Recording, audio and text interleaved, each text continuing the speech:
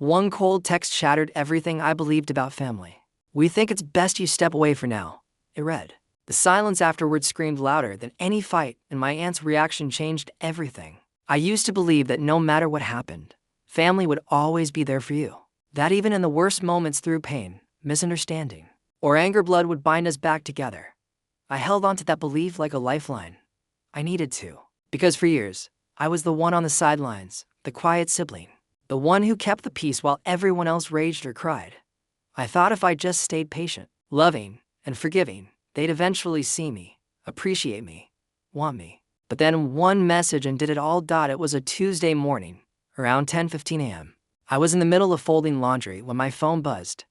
It was a group message. I saw my mom and dad's names, along with my younger brother, Sam, and my older sister, Julia. The message was simple to simple.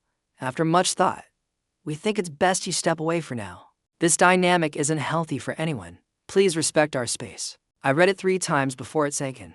Then I read it again.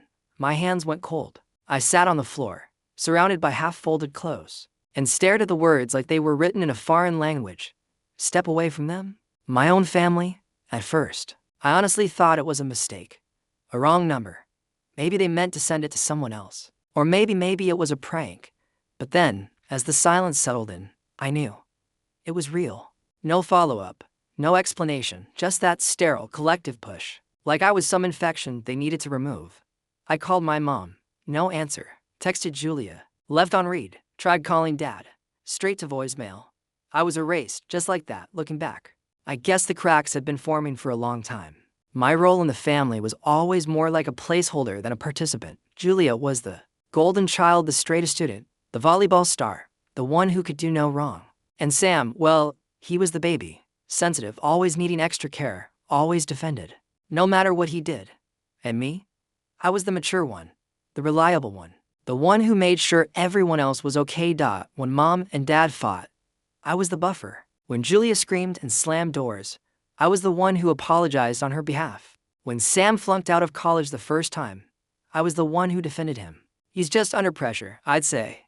He needs support, not judgment. But when I needed someone, when I broke down that summer after my fiancé left me, when I had to move back home at 29 because I couldn't afford rent, and therapy at the same time, nobody asked if I was okay. In fact, Julia said, "You're being dramatic." Sam said, "Other people have it worse." And Mom, she said, "Well, you always handle things so well." Like that was some kind of praise. Like it didn't cost me anything. After the text, I didn't know what to do. I sat there for hours, staring at the screen, waiting for a follow-up that never came. I felt like someone had reached into my chest and pulled something out, a tether, a piece of identity. I thought about replying, about demanding an explanation. But what would that do? They'd already made their decision. They hadn't come to me. They hadn't asked. They didn't even talk to me. They sent a message, a group message. I didn't cry at first, just numbness, a hollow kind of disbelief. That night, I stayed up until 3 a.m. replaying every recent conversation, trying to spot the moment when I became disposable. Was it the dinner last month, when I called Julie out for mocking my job? She'd laughed and said, "Oh, come on, it's not a real career." I'd said, "Maybe not to you, but I'm proud of what I do." Was it when I told Mom I didn't feel comfortable with how she was handling Sam's relapse and suggested we look into boundaries? Was it when I finally started saying no? Did I lose them because I stopped being quiet? The only person who reached out was my Aunt Leila, my mom's younger sister. She wasn't on the message thread, obviously, but she heard about it. Because, of course, my family had told everyone else. Everyone except me. She called me the next morning. I hadn't even gotten out of bed yet. "Sweetheart," she said, voice low and shaking. "What the hell is going on?" I broke. I hadn't cried until that moment, but the sound of someone caring, someone angry on my behalf, cracked something in me. I couldn't even speak for the first 30 seconds, just sobbed. She let me cry. Then she said, "You don't deserve this. I don't care what twisted version they're telling people. You don't deserve to be shut out like this." What the hell were they thinking? She sounded furious. Genuinely furious. I could tell she was pacing. "I'm calling your mother," she said. "No, I'm going over there. This is unbelievable." I begged her not to. I didn't want more drama. I didn't want to give them more reasons to say I was causing issues. But she did it anyway. 2 hours later, she called me back. Her voice was calm, but cold, sharp. I went over. They wouldn't let me in at first. I stood on the porch until your dad opened the door. Your mom was standing behind him like a damn statue. What did they say? I asked, barely able to breathe. They said you've been disruptive, that you've created distance in the family, that it's not personal, just a boundary they needed to set. Not personal, I repeated. My voice fell far into me. Robotic. They're gaslighting you, Leela said flatly. They don't want to admit that they're uncomfortable with you asserting yourself, that you finally stopped bending over backwards to keep the peace. I was silent. They even brought up that time you told Julia to stop interrupting you. Like that's evidence of you being the problem. You set a boundary, and they saw it as aggression. My chest felt like it was caving in. How could such small moments be twisted into reasons to cut me off? Then Aunt Leela said something that sent chills down my spine. Your mother said, and I quote, "We've decided it's better for the family atmosphere if she takes some time away." Like they all had a damn vote. Like you were up for elimination. I didn't even realize I was crying again until she stopped talking. The betrayal wasn't even in what they said it was and how casually they seemed to say it. Like I wasn't even human. Like I was just a mood they wanted to change. That weekend, Leela showed up at my apartment with 2 grocery bags and a tray of homemade lasagna. She looked at me like I was a wounded animal, but she didn't pity me. She just saw me. We talked for hours. She told me things I didn't even know, like how my mom always favored Julia, even as a kid. How she once told Leela, "At least I have one child who's going to make something of herself." It stung, but weirdly, it was also validating. Like maybe this wasn't all in my head. Like maybe I hadn't imagined the imbalance. Leela also told me something else. Something I still haven't stopped thinking about. "You're not hard to love," she said gently. "You're just inconvenient to control." That hit me like a punch in the gut.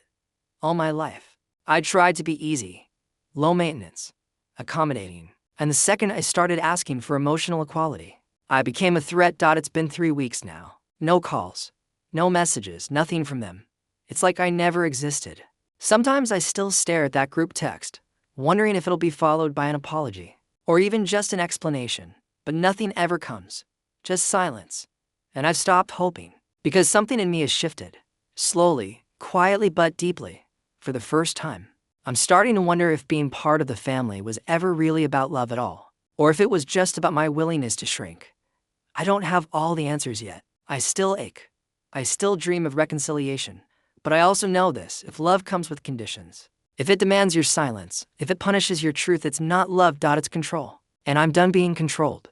The silence from my family didn't just hurt, it began to hollow me out. It's strange how something you never had in the way you needed, it can still leave such an enormous hole when it's gone. I wasn't just grieving the group message, or the emotional exile. I was grieving hope, the hope that they'd ever truly see me, accept me, choose me. The first week after the message, I barely left my apartment. My body moved like it was underwater.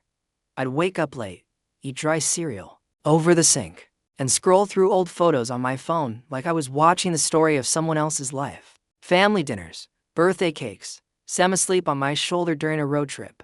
Julia hugging me after graduation, her smile brighter than mine. It all felt fake now. Or maybe I finally saw how fake I had been, smiling through the pain, laughing when I wanted to cry, agreeing when I wanted to scream. Every photo was a performance, and I had been the lead actor in a play written by someone else. But my aunt, Leela, she didn't leave me alone, not once. She called every day, checked in, dropped off meals. She even brought me flowers one morning, sunflowers, because they looked like defiance and joy had a baby. She said, and little by little, I started talking.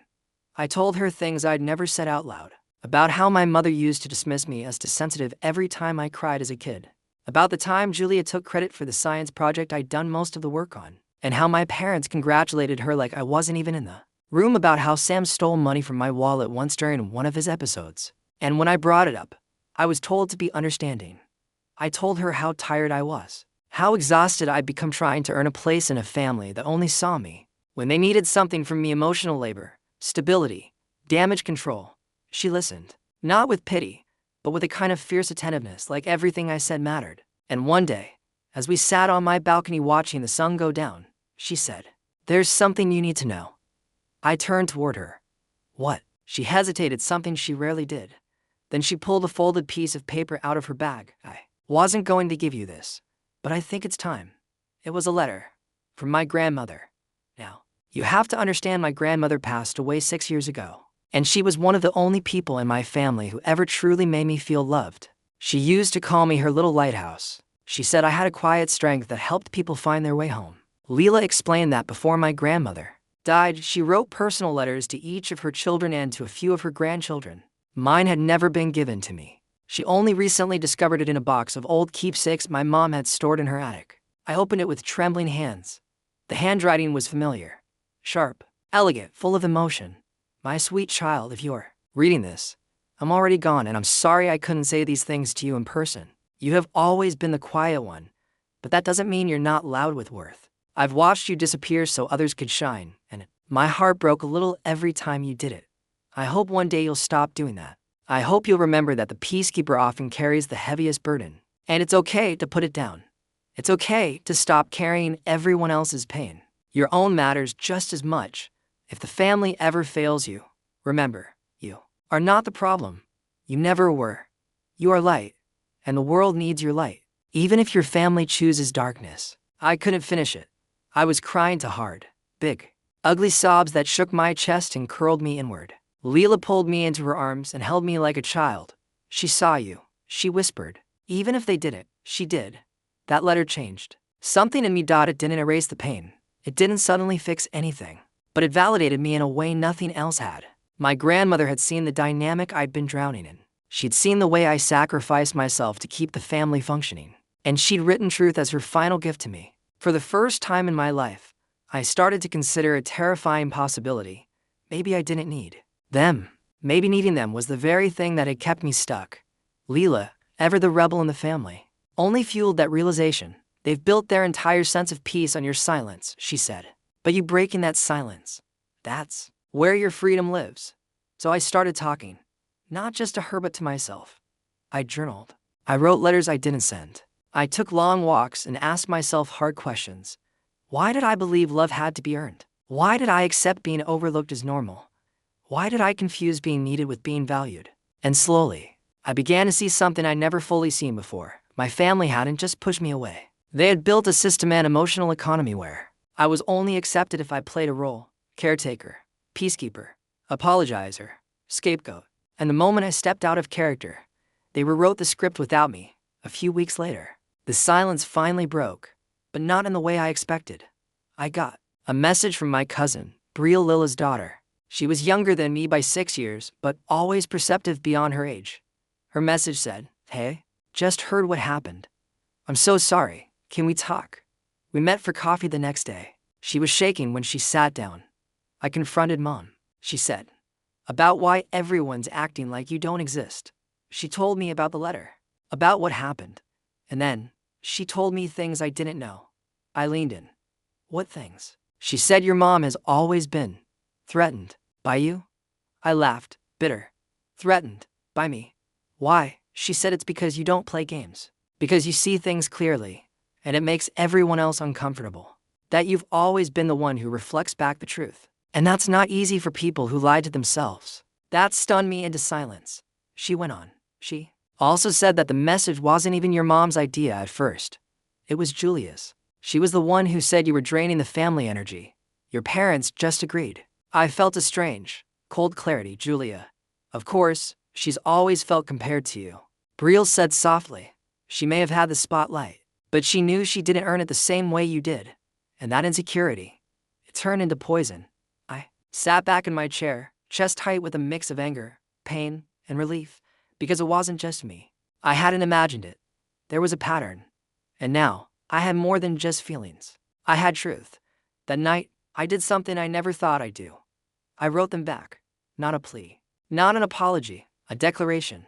"You told me to step away for now. And I have. But now I see that stepping away isn't punishment, it's permission. Permission to live without walking on eggshells. Permission to love myself more than I fear losing you.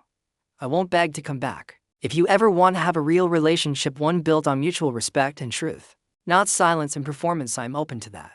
But I won't shrink again. I'm done playing the part you wrote for me. This is me now." I hit send and turned off my phone. I expected panic, regret, grief, but what I felt was peace. Leela called the next day. "I'm proud of you," she said. "So damn proud." And for the first time in my life, I believed her. Not because I needed to, but because I could feel it in my bones. I had done something brave. Something terrifying. Something freeing. The strange thing is, I still love my family. That hasn't changed. But love doesn't mean tolerance of mistreatment. It doesn't mean sacrificing yourself on the altar of keeping the peace. Real love honors truth. Real love doesn't punish growth. So if they ever come around, if they ever see me as I truly am, and not just the role I played, I'll be here. But I won't wait in silence anymore. Because I'm not just the quiet sibling. I am the lighthouse. And I finally understand what that means. 3 months passed. 3 long, soul-stretching, perspective-shattering months. In that time, I didn't hear a word from my parents, Julia, or Sam. The group message remained the last thing they ever said to me. No birthdays were acknowledged. No calls on holidays, nothing.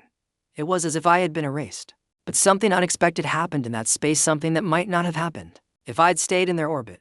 I found myself. I started therapy again, real therapy. Not the quick check-ins I used to do just to convince myself I was coping. I dug deep. I unpacked the roles I had played for so long. I learned about something called scapegoat trauma. And suddenly, so much made sense. I wasn't crazy. I wasn't broken. I was conditioned to accept less, to expect pain, to tolerate emotional starvation in exchange for crumbs of inclusion. I stopped blaming myself, and I started living. I got a promotion at work. My boss said he noticed I was more grounded, more assertive. I laughed out loud when he said that, because if he only knew what it had taken to get there. I started painting again, something I hadn't done since college. I filled my walls with abstract portraits that looked like explosions of emotion. I called one piece Boundary, and another No More Apologies. Leela loved them. She said they looked like healing. And then, just when I thought I finally closed the chapter on my family, life threw me back into their orbit in a way I couldn't have predicted. My cousin Brielle called me on a Sunday afternoon. Her voice was tense, serious. I thought you should hear it from me, she said. Grandpa had a stroke. I froze. My grandfather, my dad's father, was 87. He wasn't always the most emotionally available man, but he was kind to me in his quiet way. He used to slip me extra chocolate at family gatherings and wink at me when Mom was scolding me for speaking too boldly. He never said much, but I always felt his silent support. I hadn't seen him since the group message. He's stable, Brielle continued, but they're having a family gathering next week at the house. Just close family. Julia will be there. So will Sam, your parents. Obviously. I waited for the inevitable. You don't have to go, she said gently, but I wanted you to know, in case you'd regret not saying goodbye. I hung up the phone and stared out the window for a long time. And then I did something even I didn't expect. I decided to go. I didn't go for them. I went for me. Not as a peace offering. Not in hopes of reconciliation. I went because I knew I would regret it if I didn't say goodbye to the one person left in that house, who never made me feel invisible. Leela offered to drive me. I said no. I needed to walk in alone. The day of the gathering, I wore a plain black dress. No makeup, no armor. Just me. As I pulled into the driveway, my hands trembled. The house looked exactly the same and yet completely unfamiliar. Like a place I used to dream in, now turned cold. I knocked. It was Sam who opened the door. He looked surprised, not guilty. Not apologetic, just surprised. Hey, he said, like I dropped by to borrow sugar. I nodded. I heard about Grandpa. He stepped aside, awkwardly. They're all in the back. I walked in slowly. My heart pounded. My knees felt like jelly, but I kept going. When I entered the living room, all heads turned up. My mother's eyes widened, her lips parting slightly. She looked like someone had ghosted into the room. Julia narrowed her eyes. She looked the same, polished, perfect, pressed, but something in her expression wavered. She wasn't prepared for my presence. Good. My father stood up, cleared his throat. We weren't expecting you. I figured, I said calmly. I'm not here for a reunion. I'm here for Grandpa. Silence. Then, from behind the curtain in the sunroom, I heard his voice. Is that my lighthouse? My throat closed. I walked into the sunroom and saw him sitting up in a recliner, thinner, frailer but smiling. I knelt beside him. I came to say goodbye, I whispered. You always come when it matters, he said. That's who you are. His hand was trembling as he reached for mine. And that was enough. That one sentence undid something tight and rusted inside me. I didn't need him to say more. He'd seen me. He still saw me. The visit only lasted 20 minutes. I didn't make eye contact with the others as I left. I didn't need to. But as I reached the front door, I heard my mother call out, Wait, I turned. She was standing stiffly, her hands clenched. I didn't think you'd come, she said. I didn't come for you, I replied evenly, her face tightened. You didn't have to make this so dramatic. I smiled, but there was no warmth in it. Funny. I didn't send a group message telling anyone to step away. That was your kind of drama, not mine. Her eyes darted around, realizing everyone was watching now. Julia shifted uncomfortably in the corner. Sam disappeared into the kitchen. I just wanted peace, she said quietly. That's why we did it. No, I said. You wanted silence. And you got it. But don't confuse peace with control. They're not the same thing. She flinched, and I knew she wasn't expecting me to be this version of myself. Then, I walked out, and I didn't look back. The ride home was silent for the first 10 minutes. Then Leela said, well, damn. I laughed for the first time all day. You held your own, she said proudly. You didn't flinch. I did inside, I admitted. But I think that's the thing I don't have to pretend not to feel anymore. I just don't have to let those feelings stop me. She nodded. You've changed. I've returned, I said, to who I always was. They just couldn't see her. A week later, I got another message from Julia. It simply said, can we talk? I stared at it for a long time, and then I deleted it. Because some stories don't need sequels. Some doors, once shut, stay shut not out of spite, but out of wisdom. I wasn't angry anymore.